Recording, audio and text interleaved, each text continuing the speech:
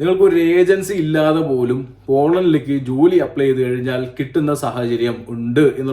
ഈ പോളണ്ടിൽ work visa പറയുമ്പോൾ പോളണ്ടിൽ ഏറ്റവും കൂടുതൽ തേച്ചൊട്ടിക്കുന്ന ഒരു വിഭാഗം ആൾക്കാരും ഉണ്ട് ഒരു വശത്ത്. എന്തായാലും റിജക്ട് ചെയ്യും ഉറപ്പ്. അതുകൊണ്ട് പൈസ മേടിച്ച് കിട്ടുന്ന എടുത്ത് പോക്കറ്റിലിടുക എന്നുള്ള സെറ്റപ്പിൽ നിൽക്കുന്ന ഏജൻസികളും നിങ്ങൾക്ക് ഒരുപാട് കാണാനായിട്ട് സാധിക്കും കേട്ടോ.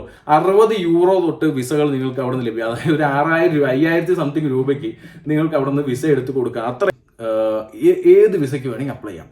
കാർപ്പൻറ്റർ ആവട്ടെ, വെൽഡർ ആവട്ടെ, ബസ് ഡ്രൈവർ ആവട്ടെ, ഇനിയിപ്പോൾ എന്ത് ഞാൻ പറയുന്നില്ല, ഇന്ന ജോബ്സ് ഒന്നും പറയാം. ഒരു നയാ പൈസ ഇല്ലാതെ നിങ്ങൾക്ക് പോളണ്ടിൽ വരാം എന്നുള്ള കാര്യം മറക്കണ്ട കേട്ടോ.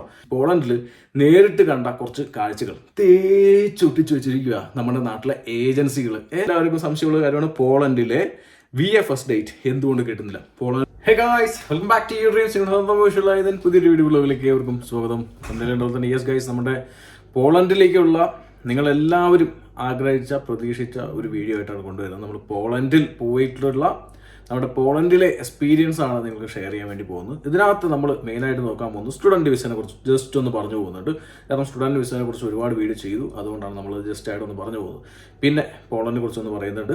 പിന്നെ വർക്ക് പെർമിറ്റ് എങ്ങനെ നേടിയെടുക്കാം, ഞാൻ അവിടെ കണ്ട കാര്യങ്ങൾ, അവിടെയുള്ള ഫെസിലിറ്റികൾ, ഇല്ലെങ്കിൽ ഒരു വർക്ക് പെർമിറ്റിൽ പോകുന്നവർക്കുള്ള ഗുണങ്ങൾ, ഇല്ലെങ്കിൽ അതിനെല്ലാത്തിനുപരി ഒരുപാട് ഗുണങ്ങളും കാര്യങ്ങളുള്ളൊരു വീഡിയോ ആയി മാറും. എങ്ങനെ ഓരോന്നെടുത്ത് പെറുക്കി എടുത്ത് പറഞ്ഞു കഴിഞ്ഞാൽ വീഡിയോക്കകത്ത് ലെങ്ത് കൂടും. അതുകൊണ്ടാണ്. ഓക്കെ, അപ്പോൾ ആദ്യമായിട്ടൊക്കെ ആണെങ്കിൽ ചാനൽ ഇൻഫോർമേറ്റീവ് ആയിട്ടുള്ള ഒരു യൂട്യൂബ് ചാനലാണ്. സബ്സ്ക്രൈബ് ചെയ്യുക. കാരണം നിങ്ങൾക്ക് വേണ്ടി ആ രാജ്യത്ത് ചെന്ന് വീഡിയോ ചെയ്തിട്ട് വന്നിരിക്കുക, അവിടെ നിന്ന് ഇൻഫർമേഷൻ കളക്ട് ചെയ്ത് വീഡിയോ ചെയ്തിട്ട് വന്നിരിക്കുകയാണ്.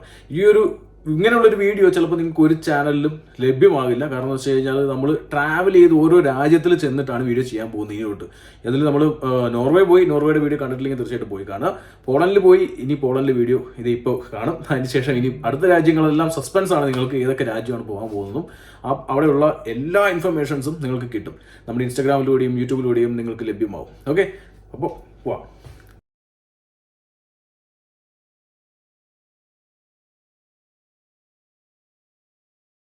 അപ്പോൾ ഗൈസ്, പോളണ്ടിനെ കുറിച്ച് ജസ്റ്റ് ഒന്ന് പറയട്ടെ. പോളണ്ട് എന്ന് പറഞ്ഞു കഴിഞ്ഞാൽ നമ്മുടെ മനസ്സിൽ വിചാരിച്ചു വെച്ച, അല്ലെങ്കിൽ നമ്മുടെ മനസ്സിൽ ഉള്ള ഒരു പ്രതിച്ഛായ എല്ലാ പോളണ്ടിൽ ചെല്ലുമ്പോൾ നമുക്ക് മനസ്സിലാവുക എന്നുള്ള കാര്യം ഞാൻ ഫസ്റ്റ് പറയാം. പോളണ്ട് നമ്മളൊരു സിനിമയിൽ പറയുന്ന പോലെ തന്നെ ഒരു ദാരിദ്ര്യ രാജ്യം എന്നുള്ള ഒരു കൺസെപ്റ്റ് നമ്മുടെ മനസ്സിൽ എവിടെയൊന്നോ കയറി പറ്റിയിട്ടുണ്ട്. എന്നാൽ ആക്ച്വലി പോളണ്ട് ഒരു ദാരിദ്ര്യ രാജ്യമൊന്നുമല്ല. പോളണ്ട് ഒരു ഡെവലപ്പിംഗ് കൺട്രി തന്നെയാണ്. പോളണ്ടിൽ പല സ്ഥലത്ത് പോയി കഴിയുമ്പോഴും നമ്മൾ ഇപ്പോൾ ഇരിക്കുന്ന പല സ്ഥലത്തേക്കാളും എത്രയോ മെച്ചമാണെന്ന് തോന്നിപ്പോകുന്ന അവസ്ഥയിലാണ് പോളണ്ടിന്റെ ഡെവലപ്മെന്റ്. തീർച്ചയായിട്ടും അത് അവിടെ പോയി നേരിട്ട് കണ്ട് ഒരു 4 ദിവസത്തോളം അവിടെ ഇരുന്ന് മനസ്സിലാക്കിയ കൊണ്ടുള്ള എക്സ്പീരിയൻസ് ആണ് ഞാൻ നിങ്ങൾക്ക് ഷെയർ ചെയ്യുന്നത് കേട്ടോ. അപ്പോൾ തീർച്ചയായിട്ടും വ്യത്യാസങ്ങളുണ്ട് പല കാര്യങ്ങളിലും. അങ്ങോട്ടും ഇങ്ങോട്ടും ഒക്കെ കമ്പയർ ചെയ്യുമ്പോൾ പലതിലും ഏറ്റക്കുറച്ചുകളെല്ലാം കാണാനായിട്ട് സാധിക്കും. പോളണ്ട് നമ്മൾ വിചാരിക്കുന്ന കൺട്രി അല്ല. നിങ്ങൾക്ക് ഒരു അവസരമുണ്ട് എന്നുണ്ടെങ്കിൽ പോളണ്ടിൽ എത്താനുള്ളത് ആരും തന്നെ മിസ് ചെയ്യണ്ട എന്നുള്ള കാര്യം ഞാൻ എഴുതി തരാം. മറ്റേത് രാജ്യത്തിലേക്ക് പോവാം. അതേപോലെ തന്നെ എല്ലാ രാജ്യത്തെ പോലെ തന്നെയും പോളണ്ടിൽ കുറച്ച് ബെനിഫിറ്റുകളും ഉണ്ട്, കുറച്ച് ദോഷവശങ്ങളും ഉണ്ട്. അതെല്ലാം നമുക്ക് ഓരോന്നായിട്ട് പറയാം. ഇനി പോളണ്ടിലെ എഡ്യൂക്കേഷൻ സിസ്റ്റം. എഡ്യൂക്കേഷൻ എന്ന് പറഞ്ഞു കഴിഞ്ഞാൽ എനിക്ക് വളരെ ഇൻട്രസ്റ്റിംഗ് ആയിട്ടുള്ള ഒരുപാട് കാര്യങ്ങൾ ഞാൻ അവിടെ കണ്ടു. ഇപ്പോൾ നമ്മൾ UK-ലേക്കാണ് മെയിനായിട്ട് സ്റ്റുഡൻറ്റ് വിസ ചെയ്തുകൊണ്ടിരിക്കുന്നത്. എന്നാൽ പോളണ്ടിലേക്ക് മറ്റൊരു ഏജൻസിയാണ് ചെയ്യുന്നത്. സോ അവരുടെ നിർദ്ദേശപ്രകാരമാണ് ഞാൻ ആ രാജ്യത്ത് പോയി പോളണ്ടിനെ കുറിച്ച് മനസ്സിലാക്കാനായിട്ട് ഒരു അവസരം എനിക്ക് കിട്ടിയത്.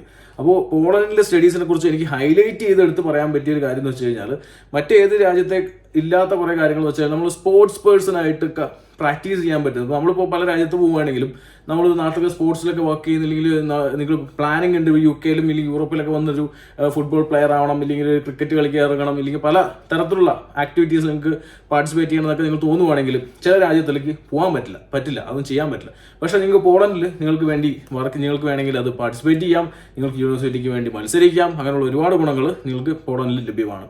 ഒന്നാമത്തെ കേസാണ്. രണ്ടാമത്തെ കേസ് എന്ന് പറഞ്ഞാൽ വർക്ക് അവേഴ്സ് ആണ്. ഓക്കെ, നമുക്ക് സ്റ്റുഡൻസിന് ചിലവിടെ 20 hours ലിമിറ്റ് ആയിരിക്കും, ചിലപ്പോൾ 40 hours ലിമിറ്റ് ആയിരിക്കും. എന്നാൽ പോളണ്ടിൽ ഞാൻ അത് കണ്ടില്ല. നിങ്ങൾക്ക് അൺലിമിറ്റഡ് ആയിട്ട് ഒരു മന്ത്ലി അൺലിമിറ്റഡ് ഹവേഴ്സ് വർക്ക് ചെയ്യുന്ന സ്റ്റുഡൻസിനെയാണ് ഞാൻ എല്ലാവിടെയും ഞാൻ കണ്ടത്. ഓക്കെ, അവരുടെ എക്സ്പീരിയൻസ് എല്ലാം നമ്മൾ ചാനലിൽ ഒരെണ്ണം അപ്ലോഡ് ചെയ്തു, ഇനി ഒരെണ്ണം കൂടി വരാൻ നിൽക്കുന്നുണ്ട്. അപ്പോൾ ഇതൊക്കെ നിങ്ങൾ ശ്രദ്ധയിൽ വേണം. പിന്നെ അടുത്തൊരു മെയിൻ ഇൻട്രസ്റ്റിംഗ് കാര്യം എന്ന് വെച്ച് കഴിഞ്ഞാൽ ഈ ഒരു സ്റ്റുഡൻറ്റിന് ബിസിനസ് തുടങ്ങാനായിട്ട് ആ രാജ്യത്തെ ഗവൺമെൻറ്റും യൂണിവേഴ്സിറ്റിയും സപ്പോർട്ട് ചെയ്യുന്നു എന്നുള്ളൊരു ഇൻഫർമേഷൻ കൂടി കിട്ടിയപ്പോൾ, ഇല്ലെങ്കിൽ ഞാൻ അവിടെ വന്ന് ഇല്ലെങ്കിൽ മനസ്സിലാക്കിയ കാര്യം എന്ന് വെച്ച് കഴിഞ്ഞാൽ ഒരുപാട് അവിടെ കമ്പനി സ്റ്റാർട്ടപ്സ്, അതായത് ടേക്ക് അവേസ് ഒക്കെ തുടങ്ങിയിട്ടുള്ള കമ്പനീസിലെ ഓണറുമായിട്ടൊക്കെ സംസാരിച്ചപ്പോൾ എനിക്ക് കിട്ടി മനസ്സിലായത് അവരെല്ലാവരും വന്നത് സ്റ്റുഡന്റ് വിസയിലാണ്. അതിനുശേഷം അവർ ഇവിടെ ബിസിനസ്സുകൾ ആരംഭിച്ചു, ഇല്ലെങ്കിൽ ബിസിനസ് തുടങ്ങാനായിട്ട് സാധിച്ചു എന്നുള്ള കാര്യമാണ്. അതായത് ചെറിയ ചെറിയ കബാബ് ഷോപ്പുകളും കാര്യങ്ങളെല്ലാം തുടങ്ങാനായിട്ട് സാധിച്ചു എന്നുള്ള ഇൻഫർമേഷനും നമ്മൾ കണ്ടു. ഓക്കെ, അപ്പോൾ അതുകൊണ്ട് തന്നെ ബിസിനസ് തുടങ്ങാം, നിങ്ങൾക്ക് അതിനകത്തൊരു എന്താ പറയുക, അതിനകത്ത് ഏണിങ്സ് നിങ്ങൾക്ക് നേടാം. അതിനെല്ലാത്തിനുപരി പാർട്ട് ടൈമിലേക്ക് തന്നെ കടക്കുകയാണെങ്കിൽ നിങ്ങൾക്ക് ഒരുപാട് പാർട്ട് ടൈം ജോബ്സ് അവൈലബിൾ ആണ്. പക്ഷേ പാർട്ട് ടൈം ജോബ്സിന് ഞാൻ പറഞ്ഞില്ല, ഇപ്പോൾ കുറച്ച് അവിടെ ബുദ്ധിമുട്ടുകൾ അനുഭവപ്പെടുന്നുണ്ട്. കാരണം യുക്രൈൻ റെഫ്യൂജീസ് കയറി വന്നതുകൊണ്ട് തന്നെ ചില ഏരിയയിൽ പാർട്ട് ടൈം ജോബ്സ് ഇല്ല. എന്നാൽ പൂർണ്ണമായും ഇല്ല എന്നല്ല, നിങ്ങൾക്ക് ഓരോ കടയിലും കയറി ഇറങ്ങുവാണെങ്കിൽ തീർച്ചയായിട്ടും പാർട്ട് ടൈം ജോബ്സ് എന്തെങ്കിലും എല്ലാം കിട്ടും. അതില്ലെങ്കിൽ ഡെലിവറി ജോബ്സ് ചെയ്യാം, ഇല്ലെങ്കിൽ പല കാര്യങ്ങൾ ടാക്സി അങ്ങനെയുള്ള പരിപാടികളെല്ലാം നിങ്ങൾക്ക് ചെയ്യാനായിട്ട് പറ്റും. ഇന്ത്യൻ ലൈസൻസ് അതങ്ങോട്ട് പോളണ്ടിൽ എത്തിയിട്ട് ചേഞ്ച് ചെയ്യാനുള്ള എന്തൊക്കെയോ ഓപ്ഷൻസും അവിടെ ലഭ്യമാണ്. അത് ഞാൻ സ്റ്റുഡൻസിന്റെ കയ്യിൽ നിന്ന് കിട്ടി. അത് നിങ്ങൾക്ക് കൂടുതൽ അറിയണമെന്നുണ്ടെങ്കിൽ താഴത്ത് കമന്റ് ചെയ്യുക. ലൈസൻസിന്റെ കേസ് ഞാൻ അത് സെപ്പറേറ്റ് ആയിട്ടൊരു വീഡിയോ ഞാൻ റീലായിട്ട് ചെയ്തിടുന്നതായിരിക്കും കേട്ടോ. ഓക്കെ, അതവിടെ ഇരിക്കട്ടെ. ഇനി സ്റ്റുഡൻസിന്റെ മറ്റു ഗുണങ്ങളെന്ന് വെച്ച് കഴിഞ്ഞാൽ ജോബ് ഓപ്പർച്യൂണിറ്റി തന്നെയാണ് കേട്ടോ. ശരിക്കും പറഞ്ഞു കഴിഞ്ഞാൽ മറ്റേത് രാജ്യത്ത് പോയി കഴിഞ്ഞാലും നമുക്കറിയാം job opportunity, shortage occupation list, അതിലുള്ള ജോബ്സിന് മാത്രമാണ് കൂടുതൽ ഓപ്പർച്യൂണിറ്റികൾ എന്നൊക്കെ പറയുന്നത്. എന്നാൽ അവിടെ ഓരോ സ്റ്റുഡൻസിനോട് ഞാൻ ചോദിച്ചപ്പോഴും എനിക്ക് മനസ്സിലായ കാര്യം, പഠനത്തിന് ശേഷം ഇവിടെ ജോബ് ഓപ്പർച്യൂണിറ്റി ഉണ്ട്, ഇല്ലെങ്കിൽ ഞങ്ങളുടെ സീനിയേഴ്സ് ഇവിടെ ജോബ് ഓപ്പർച്യൂണിറ്റി ഇല്ലെങ്കിൽ ജോബ് പ്ലേസ്മെന്റ് നേടി ഇവിടെ വർക്ക് ചെയ്യുന്നുണ്ട് എന്നുള്ളൊരു കാര്യം സന്തോഷപൂർവ്വം പലരും ഷെയർ ചെയ്തു.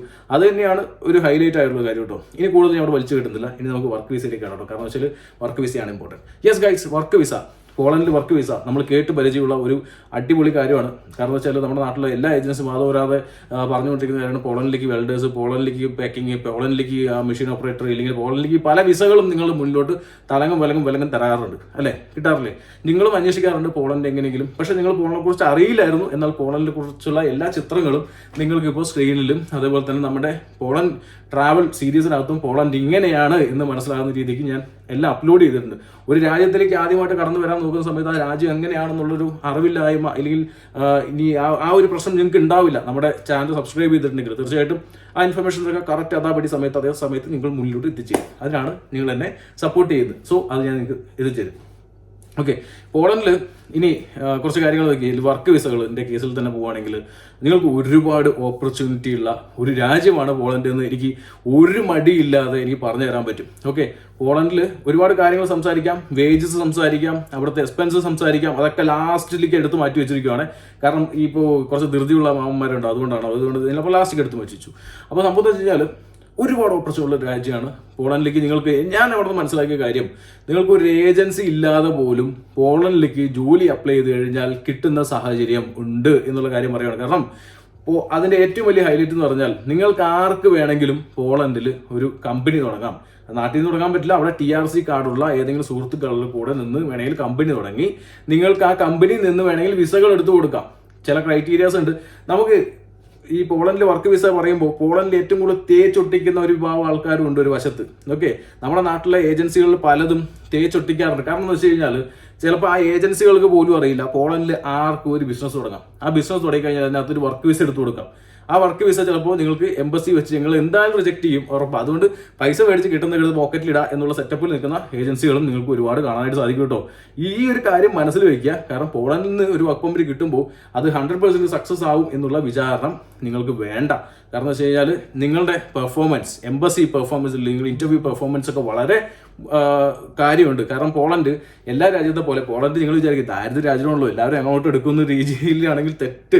പോളണ്ട് എല്ലാ രാജ്യത്തേക്കാളും നല്ല രീതിയിൽ വരുന്ന അവിടെയുള്ള കാൻഡിഡേറ്റ്സിനെ സ്ക്രീൻ ചെയ്യിക്കുന്നുണ്ട്. പിന്നെ അത് മാത്രമല്ല, ഇപ്പോൾ ഈ പോളണ്ടിന് അകത്തേക്ക് കയറി വരുന്ന ഈ യൂറോപ്യൻ കൺട്രീസിലുള്ള ആൾക്കാർ ഒരുപാട് പേരുണ്ട്. അവിടെ ഒന്നും സ്ക്രീനിങ് കാര്യങ്ങളൊന്നും ഇല്ല. പക്ഷേ മറ്റു രാജ്യത്ത് നിന്ന് കയറി വരുമ്പോൾ വ്യക്തമായിട്ടുള്ള സ്ക്രീൻ ചെയ്ത് ഇന്റർവ്യൂ ചെയ്ത് അവർ എടുക്കേണ്ട കാൻഡിഡേറ്റ്സിനാണ് എടുക്കും, അല്ലാത്തവരെയാണ് തള്ളിക്കളയും. ഓക്കെ, അതുകൊണ്ട് തന്നെ വിസകൾ ചവറ് പോലെ ചിലപ്പോൾ നിങ്ങൾക്ക് പോളണ്ടിന് കിട്ടും.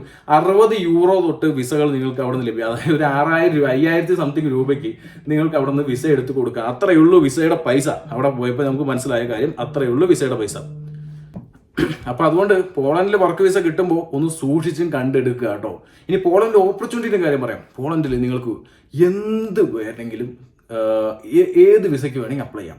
കാർപ്പൻറ്റർ ആവട്ടെ, വെൽഡർ ആവട്ടെ, ബസ് ഡ്രൈവർ ആവട്ടെ, ഇനിയിപ്പോൾ എന്ത് ഞാൻ പറയുന്നില്ല, ഇന്ന ജോബ്സ് ഒന്നും പറയുന്നില്ല. ഓക്കെ, കാരണം അവിടെ ഏതൊരു കമ്പനിക്കും നിങ്ങളെ ഹയർ ചെയ്യാൻ പറ്റും. അതാണ് ഏറ്റവും വലിയൊരു കാര്യം. നിങ്ങളിപ്പോൾ ഒരു കമ്പനി, ഇപ്പോൾ ഗൂഗിൾ, ഇപ്പോൾ നിങ്ങൾ റെസ്റ്റോറൻറ്റിൽ വർക്ക് ചെയ്യുന്ന ഒരു വ്യക്തിയാണ് വിചാരിക്കുക. നിങ്ങൾ ഗൂഗിളിൽ കയറിയിട്ട് ഈ പോളണ്ടിലെ മെയിൻ ഇന്ത്യൻ റെസ്റ്റോറൻറ്റ്സ് അടിക്കുക. എന്നിട്ട് അതിനകത്ത് നിങ്ങൾ ഡയറക്റ്റ് ആയിട്ട് എൻക്വയറി ഇട്ടോ, നിങ്ങൾക്ക് കിട്ടും. അവർക്ക് ആളെ വേണമെന്നുണ്ടെങ്കിൽ 100% അവരുടെ ആളെ എടുക്കും, ഫ്രീ ആയിട്ട് തന്നെ എടുക്കും. കാരണം നേരിട്ട് പോയി അന്വേഷിച്ച് മനസ്സിലാക്കിയ കാര്യമാണ് അവിടുത്തെ സത്യമായ രീതിയിലുള്ള എങ്ങനെയാണ് റിക്രൂട്ട്മെന്റ് കാര്യങ്ങളൊക്കെ നടക്കുന്നത് എന്നുള്ളത് കേട്ടോ. അതിപ്പോൾ നിങ്ങളിപ്പോൾ ഇനി വേറെ കമ്പനീസ് ആവട്ടെ, മാർക്കറ്റിംഗ് കമ്പനീസ് ആവട്ടെ, ഇനിയിപ്പോൾ എഞ്ചിനീയർ ആവട്ടെ, പല കാര്യങ്ങളാവട്ടെ, ഇത് വേണം. അപ്പോൾ പോളണ്ടിലേക്ക് ഓപ്പർച്യൂണിറ്റീസ് ഒരുപാടുണ്ട്. അത് ഇന്ന ജോബ് എന്നില്ല. മറ്റു രാജ്യങ്ങൾക്ക് ഷോർട്ടേജ് ഒക്കുപേഷൻസ് ഉണ്ടാവും, അവരെ മാത്രമേ ഞങ്ങൾ എടുക്കുകയുള്ളൂ എന്ന് പറയും. പക്ഷേ ഈ കോളേജിൽ അങ്ങനെ ഇല്ല. നിങ്ങൾക്ക് ആർക്ക് വേണമെങ്കിലും അപ്ലൈ ചെയ്യാം. നിങ്ങൾക്ക് ക്വാളിഫിക്കേഷൻ ഉണ്ട്, നിങ്ങൾ ക്വാളിറ്റി ഉള്ള ഒരു വ്യക്തിയാണ്, ഇന്റർവ്യൂ നടത്തി അവരെടുക്കും. എംബസിയിൽ വീണ്ടും ഒരു ഇന്റർവ്യൂ ഉണ്ടാവും. നല്ല ക്വാളിറ്റി ഉണ്ടെങ്കിൽ അവിടുന്ന് ക്രാക്ക് ചെയ്ത് വരാൻ പറ്റും. ഒരു നയാ പൈസ ഇല്ലാതെ നിങ്ങൾക്ക് പോളണ്ടിൽ വരാം എന്നുള്ള കാര്യം മറക്കണ്ട കേട്ടോ. ഇനി ഒരു കാര്യം പറയട്ടെ, പോളണ്ടിൽ ഒരു പ്രശ്നം എന്ന് വെച്ച് കഴിഞ്ഞാൽ ലാംഗ്വേജ് ആണ് കേട്ടോ. പോളണ്ടിൽ അത്യാവശ്യം എല്ലാവരും ഇംഗ്ലീഷ് സംസാരിക്കും. ഞാൻ അവിടെ നേരിട്ട് കണ്ടതെന്ന് വെച്ച് കഴിഞ്ഞാൽ ഇവരെല്ലാവരും ഗൂഗിൾ ട്രാൻസ്ലേറ്റേഴ്സ് യൂസ് ചെയ്തിട്ട് സംസാരിക്കുന്നതാണ്. പിള്ളേർ അവിടെ എല്ലാവരും ഉണ്ട്. ഇംഗ്ലീഷ് അവർ വലിയ രീതിയിൽ യൂസ് ചെയ്യില്ല. എന്നാൽ ചില ഷോപ്പുകളിൽ ഇരിക്കുന്ന ആൾക്കാർക്ക് അത്യാവശ്യം ഇംഗ്ലീഷ് അറിയാം. കൂടുതലും ഗൂഗിൾ ട്രാൻസ്ലേറ്റർ യൂസ് ചെയ്തിട്ടാണ് പിള്ളേർ. അതൊരു ബുദ്ധിമുട്ടായിട്ട് തോന്നി. പക്ഷേ മലയാളികൾ ഒരുപാടുള്ള സ്ഥലമാണ്, ഇതൊക്കെ സർവൈവ് ചെയ്യുന്നത്. പലരും പറയും ഈ യൂറോപ്യൻ രാജ്യത്ത് നിന്ന് നിങ്ങൾക്ക് ജോലി കിട്ടില്ല, കാരണം ലാംഗ്വേജ് ആണ് പ്രശ്നം. ചിലവർ അവിടെ പോയിരിക്കുന്നത് ഇങ്ങനെയൊക്കെ തന്നെ വലിഞ്ഞു കയറി പോയിരുന്നിട്ട് ഈ ഒരു രീതിയിലുള്ള സംസാരം ഇങ്ങോട്ട് സംസാരിക്കുന്നത്. ഞാനത് ഫില്ല് ചെയ്തോണേ. അപ്പോൾ സംഭവം എന്ന് വെച്ച് കഴിഞ്ഞാൽ എല്ലാവർക്കും സാധിക്കും.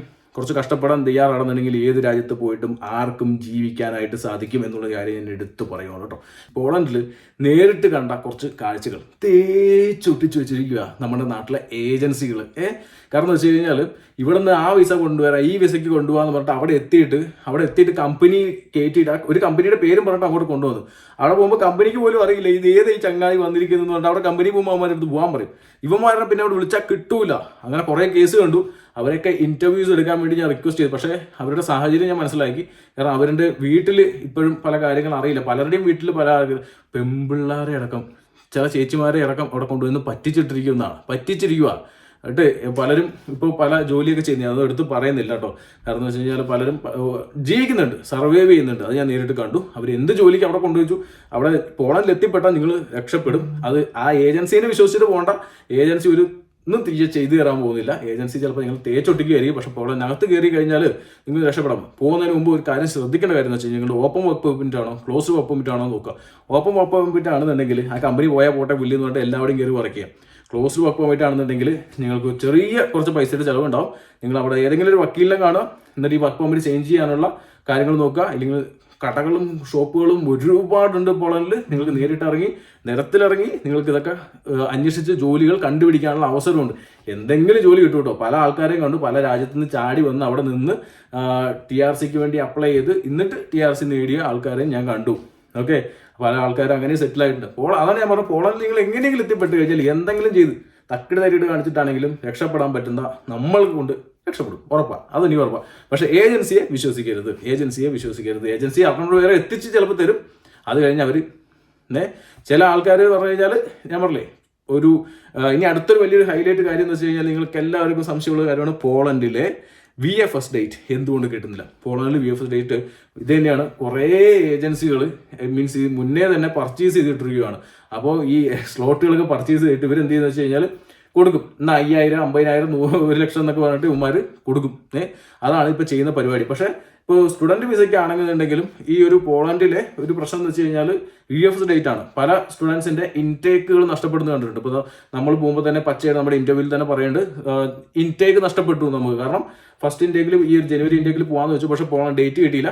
അവർ യൂണിവേഴ്സിറ്റി ഏജൻസി സപ്പോർട്ട് ചെയ്ത് തൊട്ടപ്പുറത്തെ ഇൻടേക്കിലേക്ക് ഡേറ്റ് എടുത്ത് കൊടുത്തു. അവർ പോയി. ഓക്കെ, ഡേറ്റ് കുറച്ച് ചടങ്ങാണ്. പക്ഷേ നോർത്ത് ഇന്ത്യൻ സൈഡുകളിലേക്ക് നോക്കുക, ഡേറ്റ് കിട്ടാൻ ചാൻസ് ഉണ്ട്. ഇപ്പോൾ പല ഏജൻസികളും അങ്ങനെയാണ് ചെയ്തുകൊണ്ടിരിക്കുന്നത് കേട്ടോ. അപ്പോൾ അതുകൊണ്ട് തന്നെ പോളണ്ട് ഒരു അവസരമാണോ ചോദിച്ചു കഴിഞ്ഞാൽ 101% എഴുത്തരും അവസരമാണ്. അത് മുതലാക്കാൻ അറിയുന്നവർക്ക്.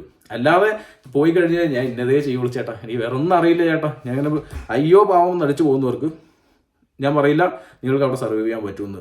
പക്ഷേ നമ്മൾ മലയാളികൾ നമ്മൾ ഏത് ലെവലിൽ വേണമെങ്കിലും നമ്മൾ സർവൈവ് ചെയ്യും, അത് ഉറപ്പാണ്. അങ്ങനെയുള്ളവർക്ക് പോളണ്ട് അടിപൊളി രാജ്യമാണ്.